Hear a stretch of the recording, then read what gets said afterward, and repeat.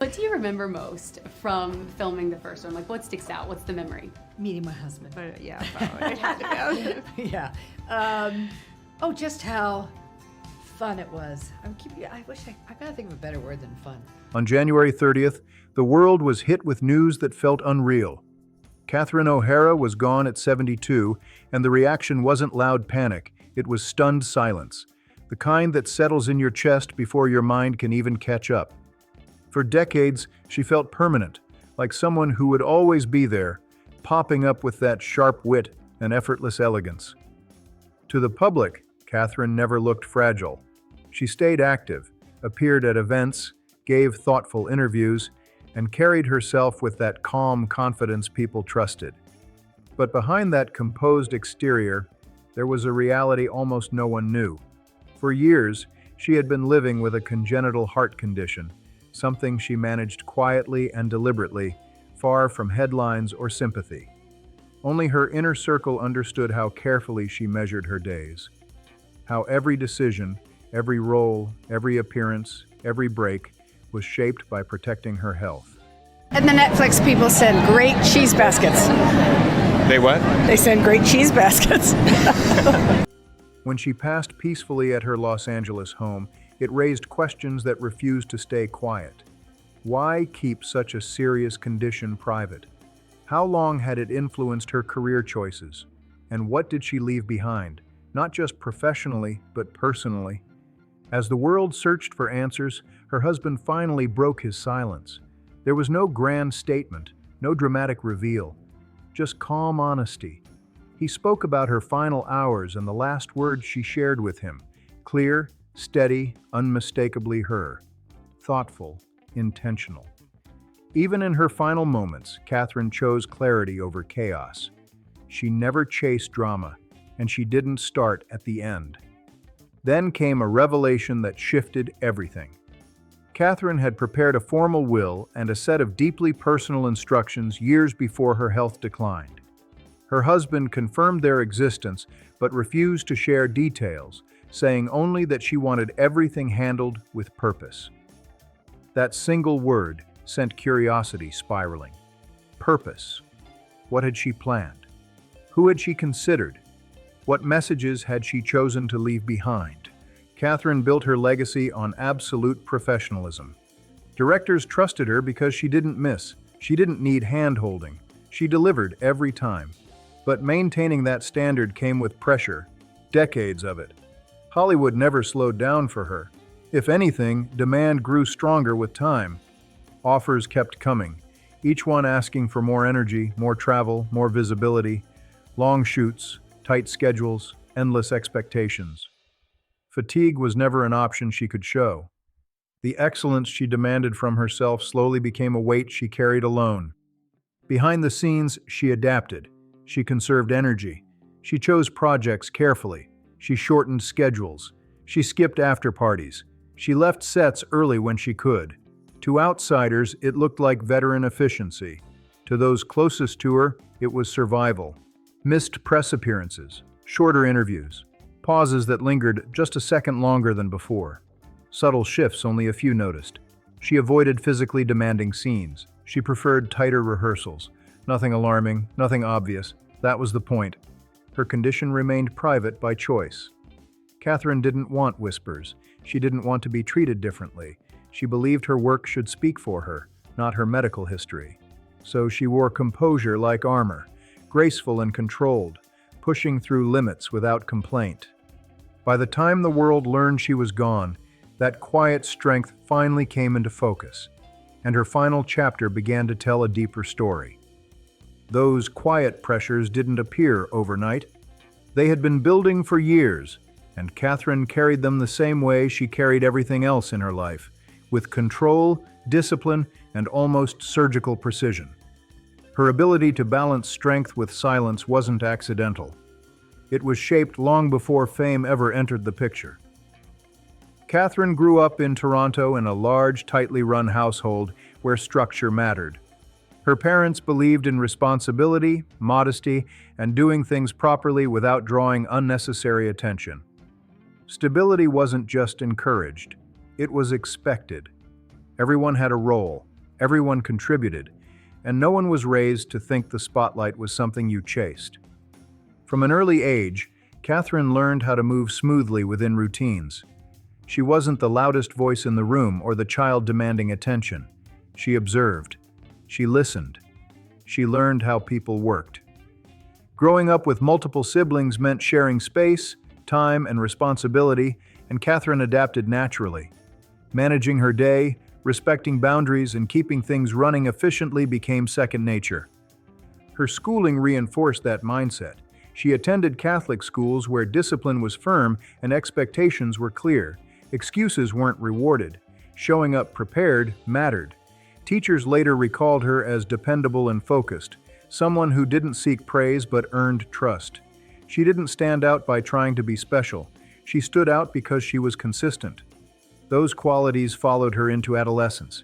She participated in church events and small student productions, but these weren't glamorous performances. They emphasized teamwork and commitment, not ego. At first, acting wasn't a dream or a calling. It was simply something she did because she was involved and reliable. Somewhere along the way, she realized she loved it. But even then, there was no dramatic declaration of ambition. Her family supported her interests, but they kept her grounded. Creative paths were allowed, but they came with reminders about reality, education, and responsibility. That balance stuck. Even later, when she entered the unpredictable world of entertainment, Catherine never lost that cautious, measured approach she learned growing up. Privacy became one of her defining traits. She never believed that success required public exposure of her personal life. Interviews stayed focused on work. She avoided gossip. She didn't overshare. That separation between public and private wasn't accidental. It was intentional and carefully maintained. That same instinct shaped how she handled her health. When challenges arose, she didn't broadcast them. She prepared. She organized. She handled matters quietly, the way she had been taught. As her condition progressed, she began putting things in order. Legal documents, personal instructions, decisions made calmly and ahead of time. Toronto didn't predict that CatherineOHara would become a global icon, but it gave her something more enduring. A foundation built on discipline, discretion, and quiet resilience. Those traits guided her through fame, protected her private world, and defined how she approached her final chapter. Her rise in entertainment followed that same pattern. It wasn't sudden or chaotic. It was methodical. Joining Toronto's comedy scene and eventually stepping into sketch comedy environments that demanded both structure and creativity, Catherine thrived. She studied timing, rhythm, and control. She didn't chase laughs, she engineered them. That careful precision became her signature. And it was the same steady discipline, learned early and carried for life, that shaped both her success and the way she chose to face the end. Calm, prepared, and entirely on her own terms. SCTV didn't just elevate CatherineOHara's profile, it launched her onto a global stage. Almost overnight, she was grouped with a new wave of performers redefining television comedy, and Hollywood took notice. Film offers, television appearances, and invitations to collaborate with top directors arrived quickly. Producers saw her as a rare kind of actor, someone who could command a scene, pivot between tones effortlessly, and stay unflappable under pressure. That reputation followed her everywhere, but while her peers chased endorsements, red carpets, and headlines, Catherine stayed locked on the work itself. Fame was never the prize, craft was. She turned down projects that didn't fit her strengths, passed on flashy opportunities, and kept interviews narrowly focused on the process. Her selectiveness created an aura of mystery that only strengthened her image as a disciplined, thoughtful performer. Behind that composure, however, pressure was quietly mounting. Each successful role raised expectations, schedules tightened, demands multiplied. And during this period, largely invisible to everyone around her, the earliest hints of her health struggles may have begun to surface. They were subtle and easy to dismiss, moments of fatigue, the need for longer recovery, small adjustments that didn't draw attention. As her career peaked, Catherine began making careful changes to protect herself. She steered away from physically demanding shoots and favored roles filmed in controlled environments where she could manage her energy. To outsiders, these choices looked like smart career management, the instincts of a seasoned professional who knew how to pace herself. In reality, they were quiet acts of self-preservation. Consistency, especially in Hollywood, is a double-edged sword. One visible stumble, and the whispers start. Catherine understood that better than most, so she kept her private challenges entirely off the radar. Through the 1980s, 1990s, and into the 2000s, her career appeared effortless, dependable, polished, always in control. She expanded into layered roles, explored voice acting, and selected projects that showcased her range, never letting strain show. Her rise wasn't flashy, it was strategic, built for endurance rather than spectacle. That approach earned her deep respect across the industry and protected her longevity. It also meant that, as her congenital heart condition became more demanding, she could adapt without public scrutiny. She shortened production runs, avoided grueling press tours, and chose projects offering predictability and structure. To the public, this looked like a natural evolution, a veteran actor refining her craft and guarding her peace. Catherine didn't correct that assumption. She believed her work should speak for itself, unshadowed by illness. Her silence wasn't denial, it was control. Those closest to her noticed the changes. Her pace slowed slightly, conversation shortened. She asked for small breaks between rehearsals. Nothing dramatic, just signals that her body required more care. The media misread her reduced visibility as a late career slowdown or a preference for privacy. Catherine let that stand. She had always believed silence could protect a story, and as her final years unfolded, she chose that same quiet discipline, adjusting, enduring, and preserving her legacy on her own terms. Her calm, measured approach made sure no one worried too much, and that was exactly how she wanted it. Behind closed doors, though, life had become more delicate. Her husband and children saw the changes day by day. Simple tasks taking more out of her, plans shaped around rest instead of routine. Still, Catherine never wanted pity or drawn-out emotional conversations. She wanted action, stability, and peace. She handled everything with the same practical grace that defined her life, strong, composed, and fiercely private to the very end. This careful way of living became an unspoken family agreement, a shared rhythm everyone respected. As time passed, the shifts in her health grew harder to ignore. Her husband later described the moment she accepted that her condition required constant, deliberate care. From there, she pulled back even more, cutting her workload, declining invitations, choosing calm over chaos. Her social circle naturally narrowed. Friends who reached out received kind but brief replies, not out of sadness, but caution. Catherine wasn't withdrawing in despair, she was protecting her strength. Rest became the centerpiece of her days. She favored quiet mornings, familiar spaces, and routines that didn't drain her energy. Her home transformed into a sanctuary built on comfort and predictability. Visitors felt the stillness right away, not gloomy, but peaceful. There was no sense of crisis, only quiet control. Everything ran on careful planning, grounded in awareness and acceptance. During her final months, that balance sharpened even more. Catherine remained mentally sharp, witty, and articulate as her physical pace slowed. Eventually, she stopped taking on projects that required long commitments. Her focus narrowed completely to home and family, her true center of gravity.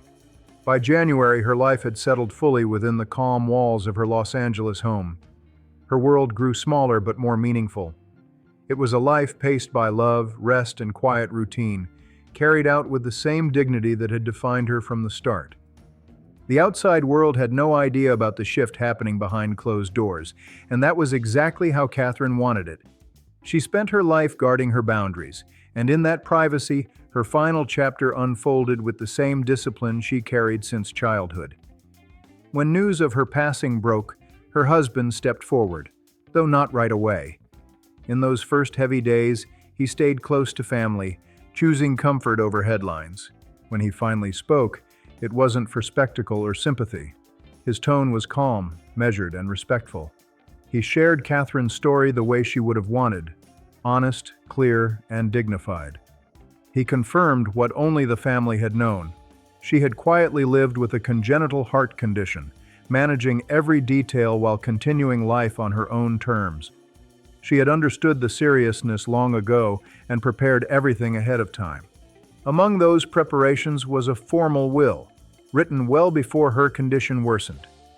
Her husband acknowledged it but refused details. No numbers, no gossip. She valued her privacy in life, he said, and I'll honor that now. What he did share spoke volumes. Catherine wanted clarity and peace for her family. Even in death, she left structure, not confusion, the ultimate reflection of who she was. Her final wishes were rooted in care. The will wasn't written out of fear, but responsibility. And in her last hours, she remained calm and focused at home, speaking simply, without drama. She asked him to keep the family close, to center unity, and to let the public remember her work, not her illness. Those final words were pure Catherine, precise, steady, and quietly powerful. Even at the end, she wasn't chasing emotion. She was setting the tone, leaving behind clarity. Her husband explained that in the end, her body simply couldn't hold on any longer. She had been born with a rare condition that made even the simple act of breathing a daily challenge, yet she never allowed that struggle to define her. Speaking softly, he said she refused to live as a patient. She lived as Catherine, focused, disciplined, and determined to move forward on her own terms. He spoke tenderly about their love story, tracing it back to the first time he saw her step onto a set in 1988. He said he felt pulled toward her instantly, like gravity had taken hold. She was a force, quiet, but undeniable. He loved everything about her, especially the stubborn way she pushed through pain without complaint, the laugh that sometimes followed a cough, the warmth she carried into the most ordinary moments. Those moments, he said, were their secret. They shared nearly 40 years together in Hollywood with no scandals, no noise, just real partnership built on respect and unwavering support. He had seen her at her lowest and watched her rise again and again, always finding a way to give strength to others.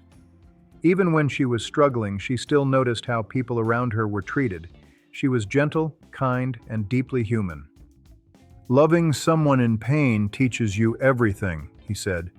You learn when to speak and when to sit quietly. You learn how to recognize the moments when she's truly at ease. You learn how to laugh with her while you still can. Then he paused and said something that silenced the room. Now, she doesn't have to fight for breath anymore. He smiled through tears, remembering her sudden bursts of humor, her half-finished jokes in the kitchen, her spark that never faded.